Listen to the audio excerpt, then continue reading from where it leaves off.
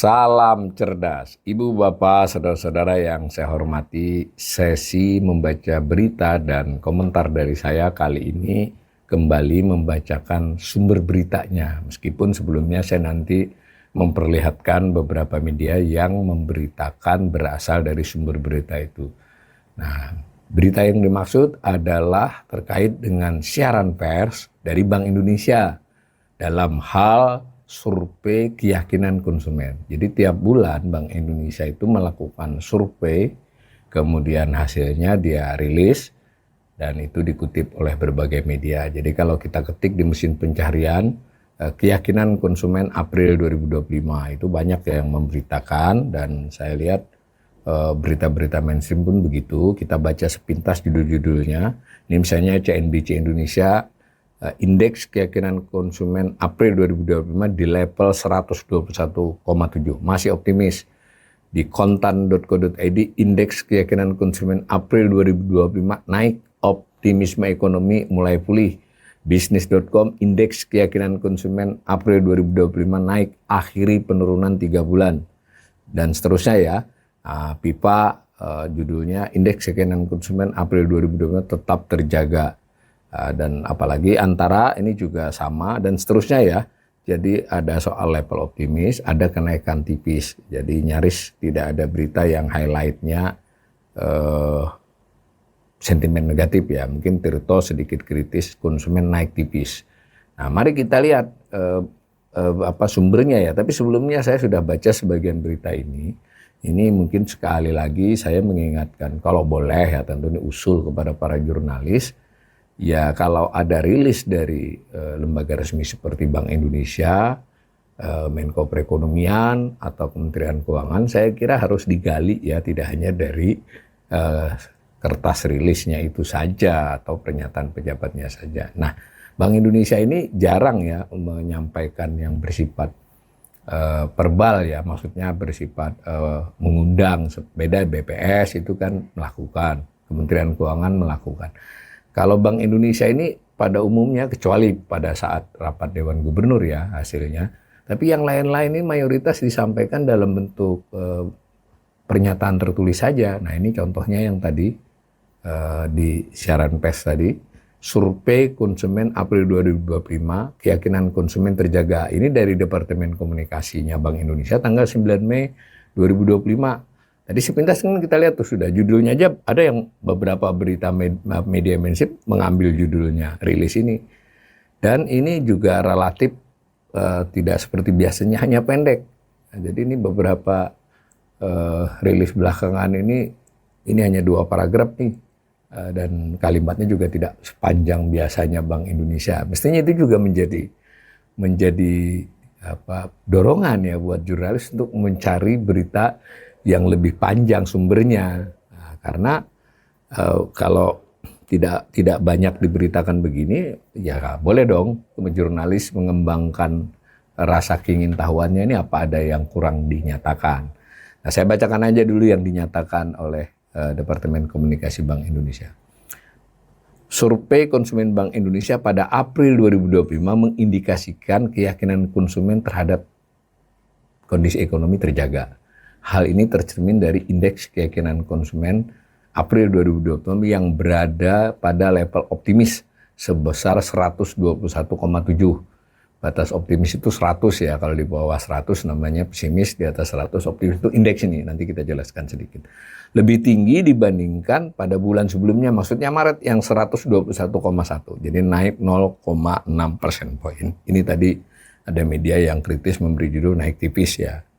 Nah, paragraf keduanya, terjaganya keyakinan konsumen April 2025 ditopang oleh indeks kondisi ekonomi saat ini dan indeks ekspektasi konsumen. Nah, jadi ini IKK itu memang rata-rata dari 2 indeks, rata-rata sederhana ditambahkan bagi 2 gitu ya. Nah, yang satu namanya indeks kondisi ekonomi saat ini, kemudian yang satu indeks ekspektasi konsumen. Nah, ini IKE itu 113,7, lebih tinggi dari bulan Maret 110,6. Sedangkan IEK ekspektasi Tidak disebut nih, disebutnya tetap level optimis 129,8 meski lebih rendah dibandingkan dengan indeks bulan sebelumnya sebesar 131,7. Jadi dari paragraf kedua ini kan sebenarnya sudah ada hal yang mungkin jurnalis bisa menggali lebih lanjut. Yang seperti itulah kalau menurut saya. Nah, kebetulan Bank Indonesia cukup terbuka sebenarnya. Jadi ini rilisnya lalu disertai dengan dokumen hasil survei tersebut. Nanti silahkan pemirsa yang tertarik dilihat di laman Bank Indonesia. Saya sudah langsung mengunduh. Nah ini bentuknya 14 halaman. Jadi yang 2 paragraf tadi ditopang oleh dokumen 14 halaman. Nah judulnya tetap sama ya, keyakinan konsumen terjaga. Lalu ini dibuat highlight itu keyakinan konsumen, kondisi ekonomi saat ini dan ekspektasi.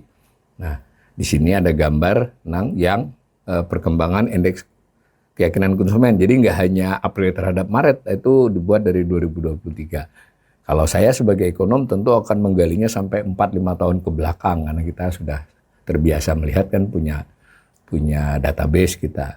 Nah, sebelum membaca grafik ini saya ingin ulangi dulu, IKK itu adalah rata-rata sederhana dari indeks kondisi saat ini. Ya, jadi apa kondisi saat ini? Jadi ini sebenarnya adalah survei Bank Indonesia yang sudah belasan tahun ya. Respondennya kurang lebih saat ini 1.600 rumah tangga tersebar di 10 kota. Jadi sebuah survei yang cukup besar ya, dan mereka sudah relatif terus-menerus ya dilakukan. Dahulu via telepon, saya kurang paham sekarang via apa ya, dulu via telepon rumah ya. Nah, si responden itu ditanyai bahwa beberapa hal, ada banyak ya, 6 pertanyaan utama, tapi saya tidak masuk lebih jauh karena ini bukan assessment. Kalau untuk indeks keyakinan konsumen itu, indeks kondisi ekonomi, IKE, kondisi IEK ya, IKE itu memang saya suka ketukar-tukar ini, indeks kondisi ekonomi saat ini, IKE. Itu si responden itu kurang lebih ditanya beberapa hal terkait dengan pendapatnya. Jadi ini memang survei persepsi ya, bukan angka-angka penghasilan apa, tapi persepsi. Jadi menurut dia sekarang ini lebih baik atau lebih buruk dari 6 bulan yang lalu. Jadi untuk menunjukkan saat ini perbandingan si konsumen, persepsi konsumen terhadap 6 bulan yang lalu gitu ya. Dari 1.600-an itu yang jawab lebih baik berapa, yang menjawab lebih buruk berapa, diskalakan dengan cara cari neto bersihnya. Kalau lebih banyak yang menjawab lebih baik itu pasti di atas 100 gitu loh cara ngitungnya. Kalau menjawab lebih buruk di bawah. Ini berlaku untuk semua indeks ini. Nah, kira-kira itu. Yang kedua adalah indeks ekspektasi konsumen. Kira-kira mereka ditanya nih, menurut mereka 6 bulan ke depan itu keadaannya lebih baik atau lebih buruk dari sekarang. Dibuat juga indeksnya. Nah tadi yang dirilis tidak disampaikan, bukan tidak disampaikan, ini memang cuma 2 paragraf. Kalau dari grafik ini saja, tadi benar 121,7, ini rata-rata dari 2 indeks ya, itu memang lebih baik dari bulan Maret yang 121,1. Tapi mari tarik ke setahun yang lalu, April 2024, itu ada ditulis malah oleh Bank Indonesia, itu 127,7, berarti kan turun.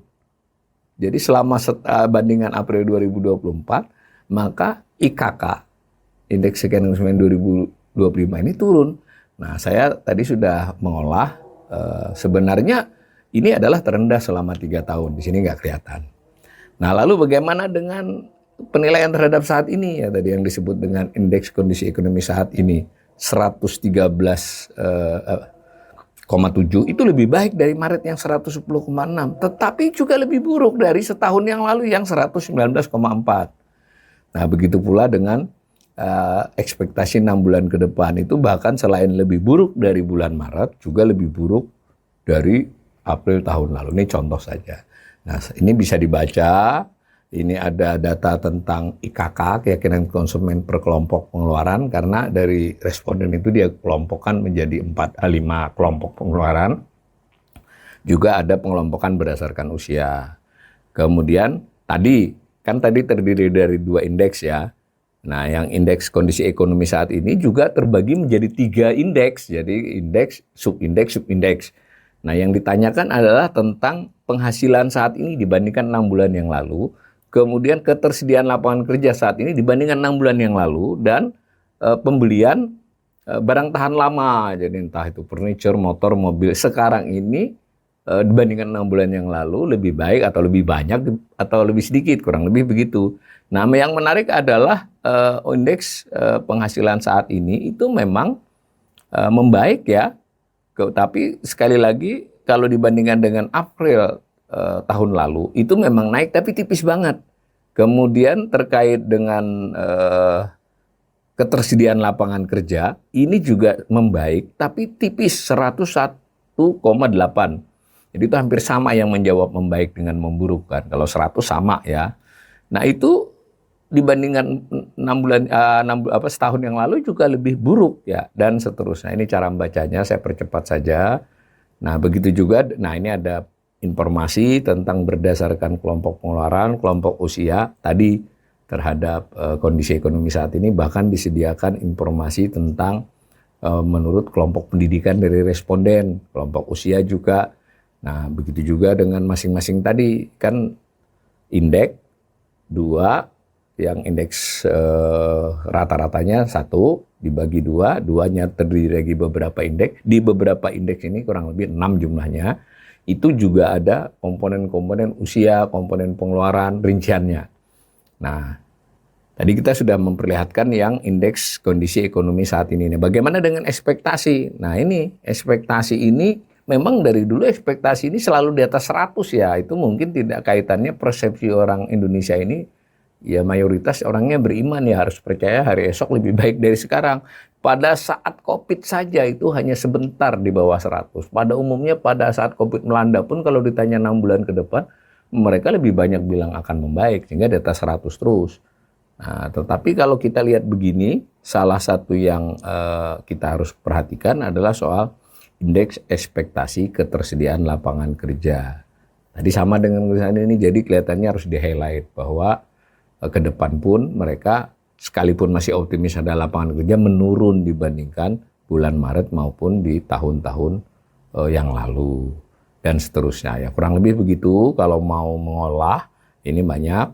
Ini ada berbagai data, bahkan ada tabelnya ya, lampiran tabelnya nih kan, bisa kita olah. Begitu ya.